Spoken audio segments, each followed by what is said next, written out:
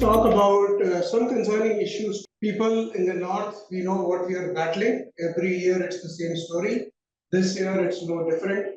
So, discussing this issue, what we can do about this, what are the health hazards, etc. And we'll also cover the main topic of today, which is the economics of air quality. How does it impact the whole nation? So that's what we are going to cover. So we all know that what is the impact of poor indoor air quality.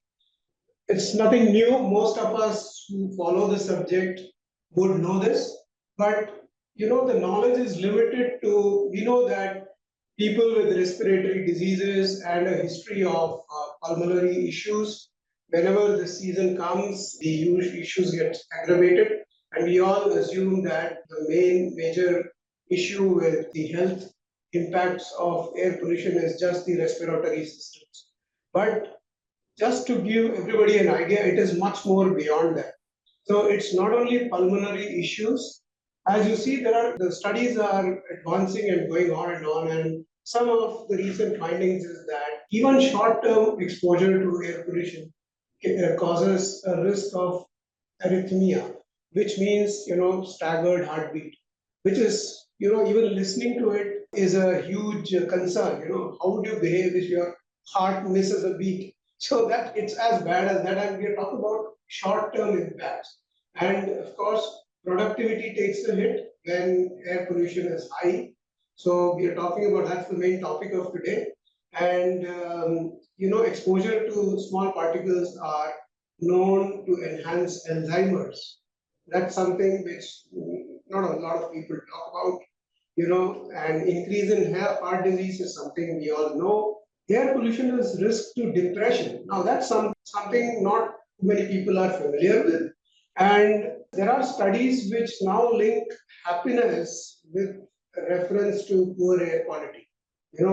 So now these are all scientific evidences. It is not a newspaper clipping or something like that. So this is done by MIT in US. For people who are interested in the subject, now surprise, baldness is linked to air pollution. Now, so we all have enough reasons to know dementia. There is a link between indoor air quality and dementia. So it's not only the respiratory and the heart disease. We all know that small particles go directly into the bloodstream and all that. So there is much more than that. So we need to be more aware of this. I just would like to share a small video which is self-explanatory to highlight Air this. pollution. It lurks all around us, preying on the young and old. It slips unnoticed past your defenses and assaults your lungs, heart, and brain.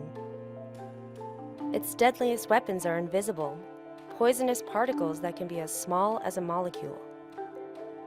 With every breath, they break through your lungs' protective barriers. There, they trigger inflammation as your system tries desperately to fight back.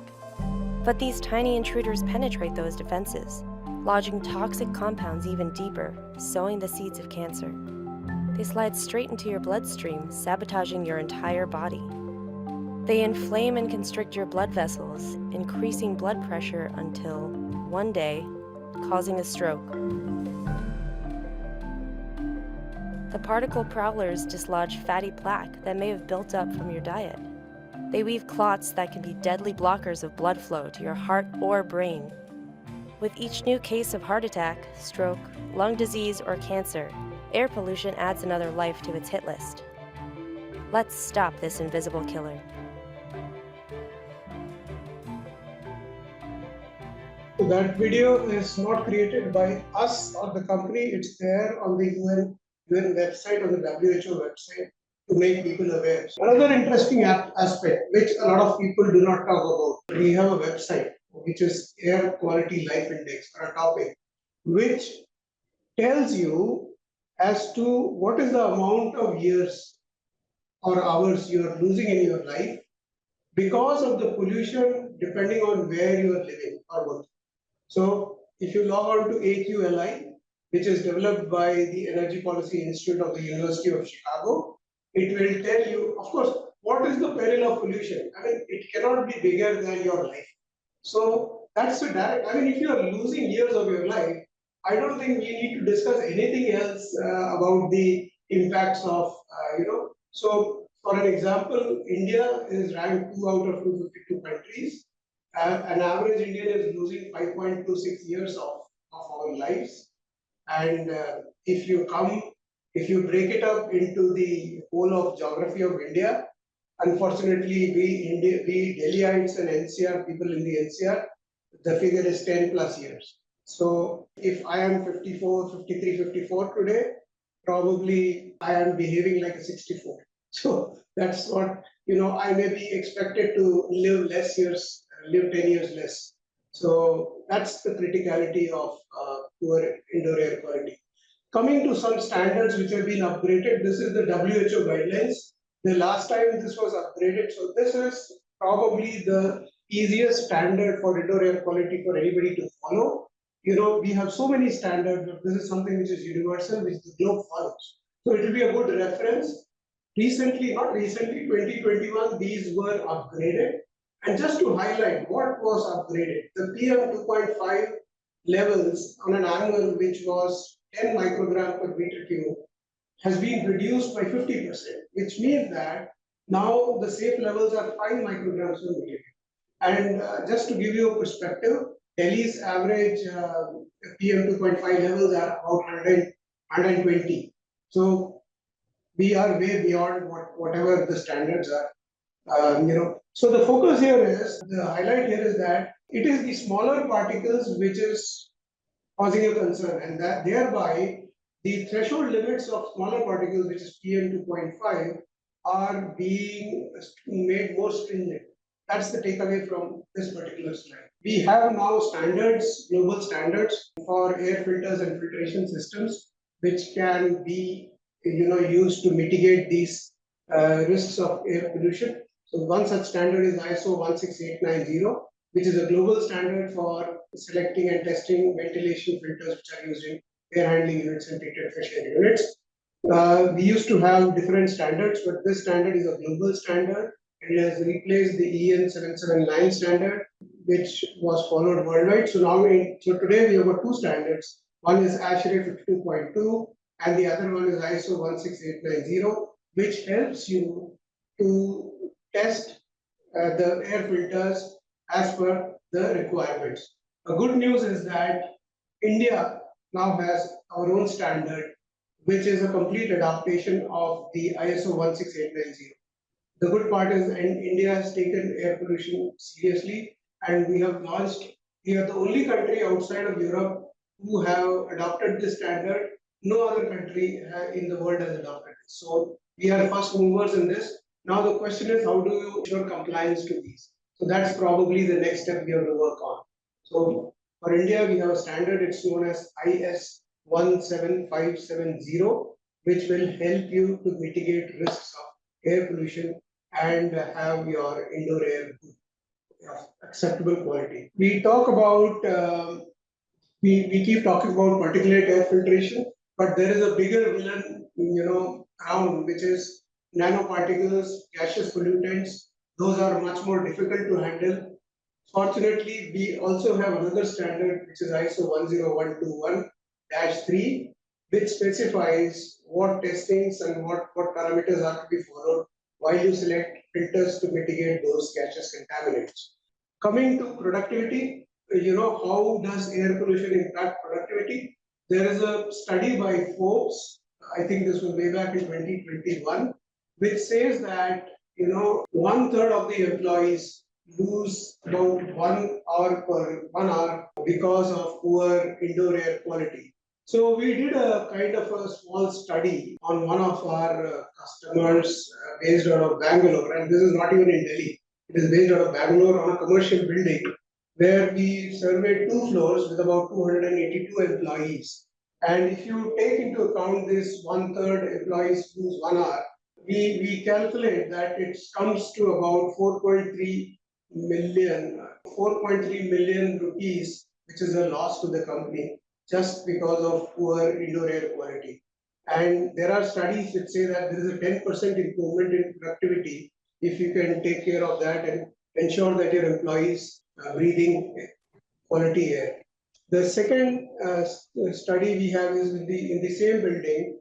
There is a study which was done at the Polaroid office in the US, which says that there is an improvement in 35% in productivity if we upgrade and make available the HVAC system for the employees to deliver the recommended air quality, which is as per WHO.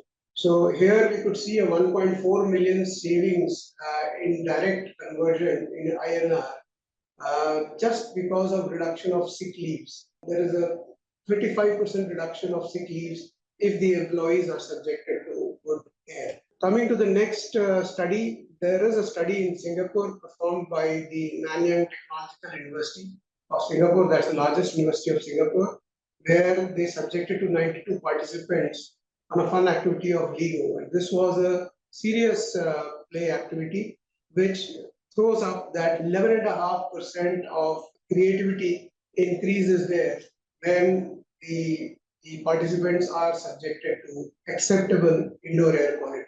So all this points out to a simple fact that if you increase or improve the air quality to the recommended standards, definitely there is an increase in productivity and it can be directly converted into commercials. Because a lot of times customers do ask that how do you justify the purchase? These are the answers to all that. It's a huge saving and a huge cost improvement over what rather when you don't have air filters. Now, whenever you talk about air filter, you talk about energy because air filter is nothing but a barrier. And as you see in this slide, air filter is the second most energy consuming component in any HVAC system. So a filter definitely obstructs the flow of air because it has to catch hold of the dust particles. And when you do that, you create a pressure drop and the fan of the air handling unit has to run faster and in a more efficient way to extract the air. So, and this jacks up your electricity bill. So the trick is how do you do it efficiently? Now we have parameters to measure this. Just like the BE label, we have labels on air filters now. There is a third party by Eurovent. Eurovent is a body of air filters and other HVAC related component systems, wherein these guys they certify the filters. And now you have a website which is external, which is third party, where you can go and check which filter is of what grade. So, for example, if you take any filter, that filter, say, let us take a pre-filter, which could be, if it is an A plus rated filter, it would be consuming less than 800 watts per year, whereas category E of the same filter would be 2000, which is almost 2.5 times. So you now have, it's just like LED bulbs, so you have a ready reference to select the air filters according to your energy. And this is how a label on an air filter looks like. It gives you an A plus, it gives you the rating, and it gives you what is the efficiency of the filter and all the other parameters. So it's a very easy reference, and the site is www.eurovent-certification.com. So then you have this total cost of ownership, where it's not only the cost of the initial filter which is an issue, but you should, customer when buying a filter, you should check the total cost of ownership of the filter. The highlight here is that 70% of the total cost of ownership is only the energy cost, and that is where all of us can make a difference by designing and using a filter which is more efficient and less energy consuming.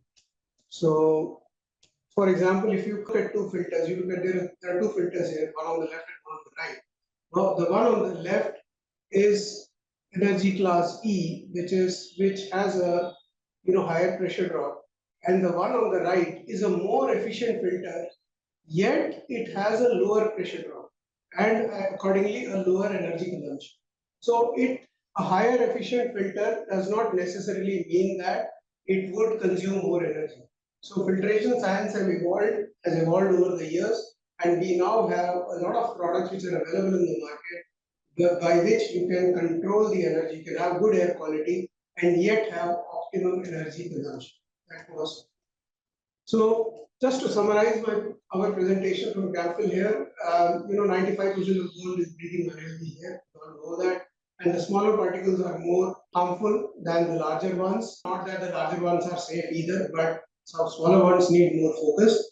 There are standards now, including India has a standard which helps in selecting and testing of air filters. PM1 filters better be used for controlling air pollution levels and indoor air quality as per acceptable standards. There are standards which are available which can help us select the air filters depending on the pollution outdoor and what is the level of control you want indoors. And by selecting the right filters, we not only have the right indoor air quality, but also at an optimum energy cost, which can also reduce the CO2 footprint and reduce the duct maintenance. That's all from my side. Thank you so much.